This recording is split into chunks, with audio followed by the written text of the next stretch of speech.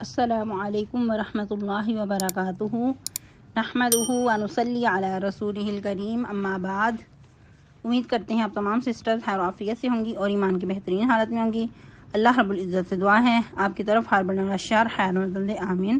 پیاری سسٹرز، ہم لوگ سورۃ الاعراف آیہ مبارکہ 41 تک ترجمہ تفسیر پڑھ چکے تھے۔ آج مزید دعا مبارکہ کی ٹرانسلیشن کریں گے اور تفسیر کا رتن آیہ مبارکہ 41 سے ہی کنٹینیو کریں گے۔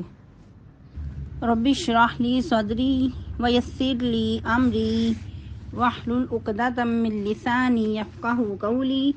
اللہم بارک لنا فی اوقاتنا، اللہم فقہنا فی الدین، اللہم انی اسألک الہدی والتقی والعفاف والغنی، اللہم الہمنی رشدی واعذنی من شر نفسی، اعوذ باللہ من الشیطان الرجیم۔ بسم اللہ الرحمن الرحیم۔ والذین آمنوا وعملوا الصالحات لا نکلف نفسا الا وسعها اولئک اصحاب الجنہ هم فیها خالدون۔ ونزعنا ما في صدورهم من غل تجری من تحتهم الانہار وقالوا الحمد لله الذي هدانا لهذا وما كنا لنهتدي لولا أن هدانا الله لقد جاءت رسل ربنا بالحق ونودوا أن تلكم الجنة أورثتموها بما كنتم تعملون۔ ٹرانسلیشن۔ والذین آمنوا وعملوا الصالحات، اور وہ لوگ جو ایمان لائے اور عمل صالح کیے، لا نکلف نفسا الا وسعها، نہیں مکلف بناتے کسی جان کو مگر اس کی طاقت کے مطابق۔ اولئک اصحاب الجنہ، ایسے ہی لوگ جنت میں رہنے والے ہیں، ہم فیہا خالدون، وہ اس میں ہمیشہ رہیں گے۔ اللہم اجعلنا منہم۔ ونزعنا ما فی صدورہم من غل، اور کھینچ لیں گے ہم جو ان کے سینوں میں ہوگا، من غل، کینہ، قدورت وغیرہ، تجری من تحتہم الانہار، ان کے نیچے نہریں بہہ رہی ہوں گی۔ وقالوا الحمد للہ الذی ہدانا لہذا، اور وہ کہیں گے سب تعریفات اللہ کے لیے ہیں، وہ پاک ذات جس نے ہمیں اس طرف رہنمائی کی۔ وما كنا لنهتدي لولا ان هدانا اللہ، اور نہیں تھے ہم رستہ پا سکتے اگر ہمیں اللہ ہدایت نہ دیتا۔ لقد جاءت رسل ربنا بالحق، البتہ تحقیق آ گئے ہمارے پاس ہمارے رب کے رسول حق لے کر۔ وَنُودُوا أَن تِلْكُمُ الْجَنَّةُ، اور منادی کر دی جائے گی اے جنت والو، اورثتموها بما کنتم تعملون، تم اس کے وارث بنا دیے گئے ہو، بما کنتم تعملون، اس وجہ سے جو کچھ تھے تم اعمال کرتے۔ تفسیر۔ لہم من جہنم مہاد ومن فوقہم غواش وکذالک نجزی الظالمین، ان کے لیے بچھونا بھی جہنم کا ہوگا اور اوپر سے اس کا اوڑھنا بھی، اور اسی طرح ہم بدلہ دیتے ہیں ظالموں کو۔ احادیث مبارکہ سے پتہ چلتا ہے کہ جہنم کے اندر اور بھی مختلف سزائیں دی جائیں گی اعمال کی درجہ بندی کرتے ہوئے، جس طرح کا ہم نے کل بھی پڑھا کہ جس طرح کے اعمال ہوں گے اس کے مطابق ان کی درجہ بندی کی جائے گی۔ جیسا ہم نے پھر یہ بھی پڑھا ان المنافقین فی الدرک الاسفل من النار، اسی طرح اور بھی بہت سخت سزائیں دی جائیں گی۔ کہیں کوٹھریاں ہوں گی، کہیں صندوقوں کے اندر جہنمیوں کو بند کر دیا جائے گا، آگ کے صندوق ہوں گے، اوپر سے اس کا اوڑھنا بھی اور نیچے سے اس کا بچھونا بھی، اور پھر کہیں لمبے لمبے ستون ہوں گے آگ کے اندر، اور بہت قسم کے عذابات ہوں گے۔ کہیں سانپ بچھو ہوں گے جو ان کو ڈسیں گے، اور یاد رہے کہ دنیا پہ جو سانپ بچھو ہیں ان سے انسان کتنا ڈرتا ہے، لیکن اس کا اور اگر جہنم کے سانپ بچھوں کا موازنہ کیا جائے تو اس کی سزا بہت ہی سخت ہے۔ ایک بار اگر کوئی ڈس لے کوئی بچھو تو 40 سال تک اس کی درد، اس کی جو تکلیف ہو وہ ختم نہ ہو۔ یاد رہے جس طرح جنت کی نعمتیں لازوال ہیں، بے مثال ہیں، اسی طرح جہنم کی جو سزائیں ہیں، جہنم کے جو عذابات ہیں، ان کا بھی شمار نہیں، انسان ان پہ بھی احاطہ نہیں کر سکتا، انسان سوچ نہیں سکتا کہ وہ کس طرح کے ہوں گے۔ آج اگر انسان کسی قیدی سے جو جیل کاٹ کے آیا ہے اس سے پوچھیں، یا اور اس قسم کے کبھی اگر مطالعے میں لوگ ایسے گزریں، تو انسان ان چیزوں کو پڑھ نہیں پاتا، اپنی آنکھوں سے ایسے واقعات کا ادراک نہیں کر سکتا، ایسے واقعات کان نہیں سنتے۔ لیکن اگر یہی جہنمیوں کو عذاب دیا جائے تو استغفر اللہ کہ ان کی کیا سزا ہوگی، اس کی کیا ہیبت ہوگی، کیسا اس کا درد ہوگا۔ انسان کی عقل محدود ہے، انسان کی عقل ایک لمٹ تک سوچ سکتی ہے۔ جہنم کے اندر اور بھی بہت طرح کی کربناک وادیاں ہوں گی، اور کہیں پھر توہر کا درخت جو کہ جہنم کی تہہ میں نکلے گا۔ اور یاد رہے کہ یہ بھی بہت بڑا اللہ کی طرف سے معجزہ ہے، جیسا کہ درخت اور جو آگ کا تعلق آپس میں کیسا ہے۔ اگر کبھی کسی انسان نے جنگل میں آگ اپنی آنکھوں سے دیکھی ہو، کس طرح آگ درختوں کو کھا جاتی ہے، لیکن جہنم کے اندر درخت کا نکلنا یہ اللہ کی طرف سے بہت بڑا معجزہ ہے، یہ اللہ کی بہت بڑی قدرت ہے۔ اور اللہ سبحانہ و تعالیٰ نے یہ جہنمیوں کے لیے بطور آزمائش بنایا ہے۔ ایک تو وہ کانٹے دار درخت، کانٹے دار وہ کھانا جہنمیوں کے لیے، اوپر سے پھر وہ لعنت زدہ بھی، ایسی سخت سخت سزائیں کہ وقت کی قلت کی وجہ سے شاید ہم ان کو شمار بھی نہ کر پائیں۔ لیکن یاد رہے کہ یہ سب سزائیں جہنمیوں کو اللہ سبحانہ و تعالیٰ کی طرف سے بطور سزا دی جائیں گی۔ یہ اللہ سبحانہ و تعالیٰ کا بندوں پہ ظلم نہیں ہے، کیونکہ اللہ تعالیٰ فرما رہے ہیں وَكَذَلِكَ نَجْزِي الظَّالِمِينَ، اور اسی طرح ہم بدلہ دیتے ہیں ظالموں کو۔ جب انسان ظلم کی انتہا کرتا ہے، ڈٹائی پہ اتر آتا ہے، کفر و شرک میں مبتلا ہو جاتا ہے، تکبر کا شکار ہو جاتا ہے، پھر وہ یقیناً اللہ سبحانہ و تعالیٰ کے عذاب کا مستحق ہو جاتا ہے۔ پھر اس وقت کوئی شخص ایسے لوگوں کو عذاب سے چھڑا نہیں سکتا، عذاب سے بچا نہیں سکتا، چاہے وہ وقت کا نبی ہو، وقت کا ولی ہو، کتنی بڑی ہی شخصیت ہو، لیکن کوئی پھر ایسے لوگوں کو عذاب سے بچا نہیں سکتا۔ ایسے لوگ پھر دنیا پہ بھی عذاب کے مستحق ہوتے ہیں، عذاب سے دوچار ہوتے ہیں، اور قیامت کے دن بھی ایسے لوگوں کو سخت سے سخت سزا دی جائے گی۔ پھر مزید اللہ سبحانہ و تعالیٰ مومنین کا تذکرہ کر رہے ہیں، والذین آمنوا وعملوا الصالحات، وہ لوگ جو ایمان لائے اور ایمان لانے کے بعد عمل صالح بھی کیے۔ کیا پتہ چلتا ہے کہ ایمان لانے کے بعد عمل صالح شرط ہے، صرف زبانی کلامی ایمان کا دعویٰ کر لینا کافی نہیں ہے، بلکہ اس کو پھر جوارح سے کر کے بھی دکھانا، اس کا عملی ثبوت پیش کرنا۔ پھر اللہ سبحانہ و تعالیٰ عمل صالح کی شرط لگانے کے فوراً بعد ہی کیا فرما رہے ہیں، لا نکلف نفسا الا وسعها، نہیں ہم تکلیف دیتے کسی جان کو مگر اس کی طاقت کے مطابق۔ یعنی کہ اللہ سبحانہ و تعالیٰ نے اگر عمل صالح کی شرط لگائی ہے، کچھ ذمہ داریاں انسان پہ عائد کی ہیں، تو جتنی اس کی وسعت ہے اس کے مطابق ہی اس کو ذمہ دار بنایا ہے، اتنا ہی اس کو مکلف بنایا ہے، اس کی طاقت، اس کی حیثیت کے مطابق ہی اس سے سوال ہوگا۔ جیسا کہ ایک بیمار شخص ہے، اس کے اندر جتنی طاقت ہے، جتنا وہ کر سکتا ہے، اتنا ہی اس سے سوال ہوگا۔ اسی لیے ایسے انسان کو پھر رخصت دی گئی ہے۔ جیسا کہ نماز کے بارے میں اگر کوئی کھڑا ہو کے نماز نہیں پڑھ سکتا تو اس سے یہ سوال نہیں ہوگا کہ بھئی تم نے بیٹھ کر نماز کیوں پڑھی تھی، یا کوئی اگر مزید اس سے بھی زیادہ بیمار ہے، لاغر ہے، کوئی لیٹ کے پڑھتا ہے، تو اس سے اس بات کا سوال نہیں ہوگا کہ تم نے لیٹ کر نماز کیوں نہیں پڑھی۔ البتہ شرط یہ ہے کہ نماز کسی بھی حالت میں معاف نہیں ہے۔ اسی طرح اگر کوئی مالدار شخص نہیں ہے، اتنا اس کے پاس مال نہیں کہ جو نصاب کو پہنچ جائے، تو اس سے پھر اس بات کی پوچھ نہیں ہوگی کہ تم نے سال کی زکوٰۃ کیوں نہیں نکالی۔ یا پھر اسی طرح اگر کوئی بیمار شخص ہے، روزہ نہیں رکھ سکتا، تو اس سے یہ پوچھ نہیں ہوگی کہ تم نے روزہ کیوں چھوڑا ہے۔ لیکن ہر انسان اپنے بارے میں خود ہی جانتا ہے کہ وہ کتنا کر سکتا ہے۔ اگر واقعی وہ اپنے عمل میں سچا ہے تو پھر اس سے اللہ سبحانہ و تعالیٰ اس بات کی پوچھ نہیں کریں گے کہ تم نے یہ کام کیوں نہیں کیا.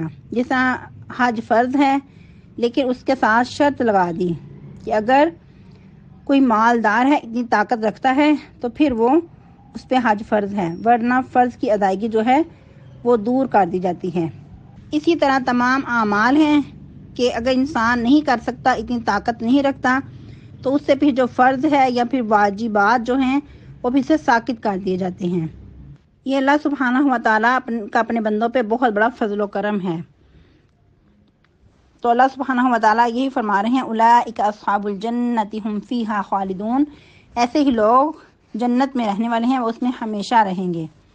یعنی کہ جو اپنی وسعت کے مطابق اعمال بجا لاتے ہیں، جو ان کو حکم دیا گیا ہے اس کے مطابق وہ کرتے رہتے ہیں، تو پھر ایسے ہی لوگ جنت میں رہنے والے ہیں.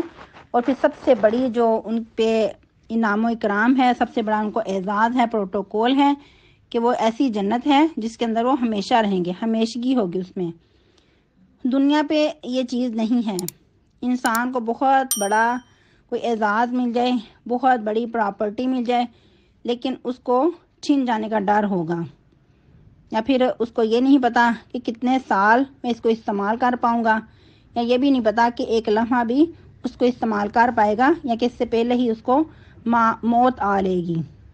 پھر مزید اللہ سبحانہ و تعالیٰ وضاحت کر رہے ہیں وَنَزَعْنَا مَا فِي صُدُورِهِم مِّن غِلٍّ، اور کھینچ نکالیں گے ہم جو ان کے سینوں میں کینے، کدورت، بغض وغیرہ ہوں گے.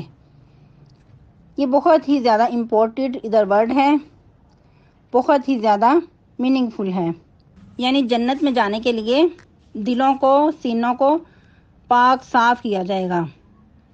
بعض اوقات کیا ہوتا ہے کہ بہت نیک شخص ہے، مسلمان ہے، لیکن کچھ لوگوں کے درمیان کچھ ایسی رنجشیں چلتی ہیں کہ جو ساری زندگی، ساری عمر، سال ہر سال تک وہ ختم نہیں ہوتی.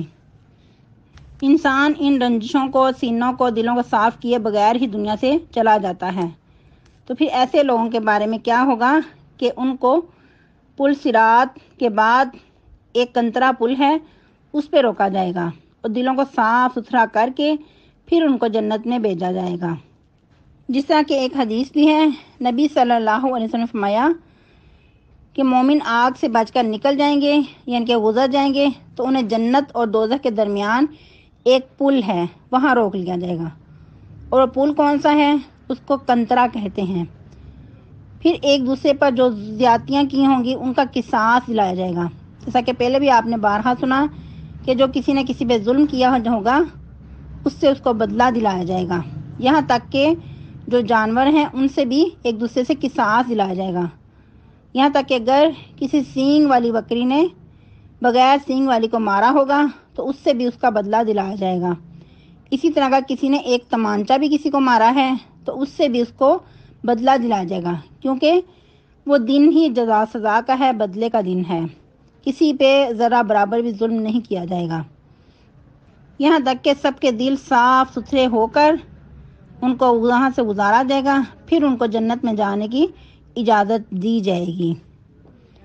وہ یہ ایسی چیز ہے کہ ہر انسان کے اندر کہیں نہ کہیں کچھ رنجشیں، کچھ کینے باقی رہ جاتے ہیں. بعض اوقات انسان ایک دوسرے کو معاف بھی کر دیتا ہے، لیکن کہیں نہ کہیں وہ اذیت دوبارہ سے یاد آ جاتی ہے، انسان کو اذیت کا سبب بنتی ہے. کبھی ایسا بھی ہوتا ہے کہ انسان جب ایک دوسرے کا سامنا کرتا ہے تو وہ دوبارہ سے زخم جو دلوں کے ہوتے ہیں وہ تازہ ہو جاتے ہیں. اس طرح کی بے شمار مثالیں صحابہ کرام میں بھی موجود تھیں کہ ایک دوسرے کو معاف کرنے کے باوجود کچھ ان کے اندر رنجشیں باقی رہ جاتی تھیں، کیونکہ انسان تھے وہ بھی. جیسا کہ نبی صلی اللہ علیہ وسلم نے فرمایا کہ اللہ سبحانہ و تعالیٰ دو شخصوں پہ ہنستے ہیں کہ قاتل اور مقتول دونوں جنت میں جائیں گے. کیونکہ ایک مسلمان کو کسی کافر نے قتل کیا، شہید کر دیا، وہ جنت میں چلا گیا، لیکن بعد میں اللہ سبحانہ و تعالیٰ نے اس شخص کو بھی توفیق دے دی، دین اسلام کی نعمت سے نوازا اور وہ بھی جنت میں چلا گیا. لیکن ایسے دونوں لوگوں کو ان کے دلوں کو صاف کر کے پھر جنت میں بھیجا جائے گا، بائی بائی بنا کر پھر ان کو جنت میں داخلہ ملے گا۔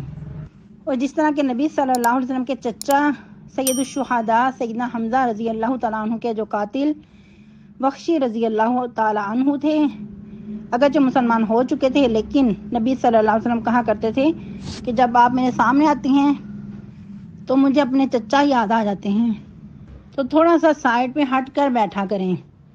اب کیا تھا کہ وہ بھی صحابہ کرام کی صف میں شامل تھے، لیکن نبی صلی اللہ علیہ وسلم بھی انسان تھے، ان کے اندر بھی اپنے صحابہ کرام، اپنے جو پیارے تھے، جو خونی رشتے تھے، ان کے جذبات تھے باقی۔ تو یہ انسان کی فطرت میں ہے کہ انسان کے زخم تازہ ہو جاتے ہیں، بعض اوقات یہ چیزیں مرنے تک ختم نہیں ہوتی۔ اور کچھ صحابہ کرام نبی صلی اللہ علیہ وسلم کی وفات کے بعد بھی کسی سیاسی مسائل کا شکار ہو کر ایک دوسرے سے دور ہو گئے تھے۔ تو اس طرح کے لوگ بھی دلوں کو صاف ستھرا کر کے، مکمل ان کو پاکیزہ کر کے پھر جنت میں بھیج دیا جائے گا۔ اور جس طرح کے زندہ مثال سیدنا زید اور سیدہ زینب رضی اللہ تعالیٰ عنہما، دونوں ہی نبی صلی اللہ علیہ وسلم کو بہت پیارے تھے، دونوں ہی محب تھے۔ جس طرح کہ نبی صلی اللہ علیہ وسلم نے سیدنا زید کو اپنا منہ بولا بیٹا بھی کہا، اور اس کے علاوہ ان کو محب بھی کہا جاتا۔ اور اسی طرح سیدہ زینب بھی بہت نیک تھیں اور بعد میں امہات المؤمنین میں شامل ہو گئیں۔ تو دونوں کا ہی اللہ کے ہاں ایک مقام تھا، لیکن بعض اوقات مزاج طبیعتوں کے اختلاف کی وجہ سے بن نہیں پاتی، دل دور ہو جاتے ہیں۔ دنیا پہ ان دلوں کو صاف کرنا یا دلوں سے کینے نکالنا انسان کے بس کی بات نہیں ہوتی۔ تو ان تمام حالات میں اللہ سبحانہ و تعالی ایسے لوگوں کے دلوں کو صاف کر کے تو جنت کا داخلہ نصیب کریں گے۔ اور وہ جنت کی خاصیت کیسی، وہ جنت ہمیشگی بھی ہوگی اور ان کے نیچے نہریں بھی بہہ رہی ہوں گی۔ تو جب اتنا بڑا اعزاز مل جائے گا، جنت کا داخلہ نصیب ہو جائے گا، اس وقت کیا کہیں گے؟ وقالوا الحمد للہ الذی ہدانا لہذا۔ اس وقت اللہ سبحانہ و تعالیٰ کی تعریفات کریں گے کہ اس پاک ذات کا شکر ہے جس نے ہمیں اس رستے کی رہنمائی کی۔ وما کنا لنہتدی لولا ان ہدانا اللہ، ہمارے بس کی بات نہیں تھی کہ ہم اس طرف رہنمائی حاصل کریں۔ لقد جاءت رسل ربنا بالحق، البتہ تحقیق ہمارے رب کے رسول حق ہی لے کر آئے تھے۔ اس وقت دنیا کی جو اذیتیں، دنیا کی تکالیف، دنیا کی آزمائشیں سب کچھ بھول جائیں گے۔ جس طرح کہ ایک حدیث کے مطابق کہ ایک وہ شخص جس نے دنیا پہ کبھی بھی کوئی آسائش نہیں دیکھی، کسی آسائش سے نہیں گزرا، اس کو جب جنت کا ایک چکر لگوایا جائے گا تو اس سے پوچھا جائے گا کیا تو نے کبھی دنیا پہ کوئی مشکل، کوئی اذیت اٹھائی؟ تو وہ کہے گا کہ ایسا نہیں ہے، میں نے تو کبھی کوئی تکلیف دیکھی ہی نہیں، مجھے پتہ ہی نہیں کہ اذیت، تکلیف کیا ہے، کہ انسان سب کچھ اپنی دنیا کی تکالیف، مشکلات، بیماریاں، سب کچھ بھول جائے گا۔ اور دنیا کی زندگی جو ایسی اس کو پہاڑ جیسی لگتی تھی، اذیتیں برداشت نہیں تھیں، اس وقت اس کو بہت چھوٹی لگے گی کہ دنیا کی زندگی تو چند لمحے تھے، ایک پہر تھا، بس تھوڑی سی گھڑی تھی۔ کچھ لوگوں کو تو یہ بھی یاد نہیں رہے گا کہ دنیا پہ ہم نے کچھ تکالیف اٹھائی تھیں۔ جب جنت کا داخلہ مل جائے گا اور اس وقت اللہ کا شکر ادا کریں گے تو اللہ کی طرف سے ایک منادی کرے گا، وَنُودُوا أَن تِلْكُمُ الْجَنَّةُ أُورِثْتُمُوهَا بِمَا كُنْتُمْ تَعْمَلُونَ۔ اور منادی کرنے والا کہہ دے گا یہ کہ تم اس جنت کے وارث بنا دیے گئے ہو، یہ تمہارا بدلہ ہے تمہارے اعمال کی وجہ سے۔ لیکن یاد رہے کہ احادیث مبارکہ سے پتہ چلتا ہے کہ کوئی انسان اپنے اعمال کے عوض جنت میں نہیں جائے گا، البتہ انسان کے جو اعمال صالحہ ہیں اس کے مطابق اللہ سبحانہ و تعالیٰ کی رحمت جوش میں آئے گی، تو ہر انسان کی کوشش کے مطابق اس کے ساتھ معاملہ کیا جائے گا۔ جیسا کہ قرآن مجید کے ہی ایک مقام پہ اللہ سبحانہ و تعالیٰ ارشاد فرماتے ہیں، ان سعیکم سوف یری ثم یجزاہ الجزاء الاوفی، کہ اس وقت تمہاری کوشش ضرور دیکھی جائے گی، پھر تمہیں اس کے مطابق ہی جزا سزا دی جائے گی۔ پھر ایک اور مقام پہ صحابہ کرام رضی اللہ تعالی عنہم نے پوچھا کہ اللہ کے نبی صلی اللہ علیہ وسلم، اگر ہماری تقدیر لکھی جا چکی ہے، جو ہم نے اعمال صالح کرنے ہیں، اعمال بد کرنے ہیں، سب کے بارے میں لکھا جا چکا ہے، تو پھر کیوں نہ ہم اپنی تقدیر پہ بھروسہ کر لیں؟ تو نبی صلی اللہ علیہ وسلم نے کیا فرمایا کہ عمل کرتے جاؤ، ان قریب تمہاری کوشش دیکھی جائے گی، اور جو کوشش انسان کرتا ہے اس کے لیے وہی رستہ آسان کر دیا جاتا ہے۔ کیا پتہ چلتا ہے کہ کوئی انسان بھی اپنے اعمال کے سبب جنت میں نہیں جا سکتا، جس طرح کہ ایک مرتبہ سیدنا ابو ہریرہ رضی اللہ تعالیٰ عنہ راوی ہیں، نبی صلی اللہ علیہ وسلم نے فرمایا، تم میں سے کسی کو اس کا عمل جنت میں داخل نہیں کر سکتا۔ لوگوں نے کہا، اے اللہ کے رسول صلی اللہ علیہ وسلم، آپ کو بھی نہیں؟ فرمایا کہ نہیں، مجھے بھی اللہ سبحانہ و تعالیٰ اپنی فضل و کرم سے اپنی رحمت میں ڈانپ لے۔ تمام اہل جنت اللہ سبحانہ و تعالیٰ کے فضل و کرم، اس کی رحمت سے ہی جنت میں داخل ہو سکتے ہیں، ورنہ ہمارے ٹوٹے پھوٹے اعمال کب اس قابل ہیں کہ انسان کو اتنا بڑا پروٹوکول ملے۔ ہم انسان تو گناہوں کے پتلے ہیں، قدم قدم پہ گناہ ہو جاتا ہے، اور اعمال میں بھی وہ پختگی، وہ خلوص، وہ جذبہ نہیں ہے کہ انسان اللہ سبحانہ و تعالیٰ کی جنت کا وارث بن سکے۔ لیکن جو نظر آتا ہے وہ اللہ کی رحمت ہی ہے کہ انسان کو اس قابل بنا دے۔ آج کے لیے اتنا ہی کافی ہے۔ کثرت سے جنت الفردوس کا سوال کیجئے گا۔ یہ ہم لوگ آیہ مبارکہ 43 تک ترجمہ تفسیر پڑھ چکے ہیں، اور اس کے علاوہ شعبان کا مہینہ چل رہا ہے، تو اس میں نبی صلی اللہ علیہ وسلم کثرت سے روزے رکھا کرتے۔ راوی بیان کرتے ہیں کہ اتنی کثرت سے نبی صلی اللہ علیہ وسلم روزے رکھتے کہ ہم سمجھتے کہ اب آپ کبھی بھی افطار نہیں کریں گے، اور جن بہنوں کے روزے پہلے سے رہتے ہیں فرضی روزے، ان کے لیے گولڈن چانس ہے، وہ اس مہینے میں اپنے روزے پورے کر لیں، اور کوشش کریں کہ 15 شعبان سے پہلے رکھ لیں۔ آج 9 شعبان ہو چکی ہے، تو یاد رہے کہ نبی صلی اللہ علیہ وسلم 15 شعبان کے بعد روزہ رکھنے سے منع فرمایا ہے، کیونکہ نیکسٹ پھر رمضان مبارک کی تیاری کے لیے انسان کے اندر اتنی انرجی آ جائے کہ وہ رمضان مبارک کے روزے آرام سے رکھ پائے۔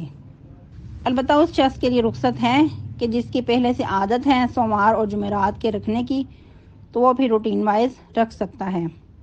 تو پھر ایک بار آپ سے مؤدبانہ ریکویسٹ کہ اگر آپ کے روزے رہتے ہیں تو آپ اب رکھ لیں، کیونکہ اما جان عائشہ صدیقہ رضی اللہ تعالیٰ عنہا کی بھی عادت مبارکہ تھی کہ کبھی نبی صلی اللہ علیہ وسلم کی ذمہ داری، ان کی خدمت کے تحت سارا سال روزے نہ رکھ پاتی، تو پھر شعبان میں اس کو کمپلیٹ کر لیتی۔ اللہ سبحانہ و تعالیٰ ہم سب کا حامی ناصر ہو، اور اپنی ڈائٹ کا بھی خیال رکھیں، ایسی چیزیں نہ کھائیں جو انسان کی صحت کے لیے نقصان دہ ہوں، اور اسپیشلی فاسٹ فوڈ سے ایوائڈ کریں، کیونکہ فاسٹ فوڈ وقتی تو زبان کا چسکا ہو سکتا ہے، لیکن انسانی صحت کے لیے بہت نقصان دہ ہیں۔ سبحانک اللہم ربنا و بحمدک نشہد ان لا الہ الا انت نستغفرک و نتوب الیک۔ والسلام علیکم ورحمۃ اللہ وبرکاتہ۔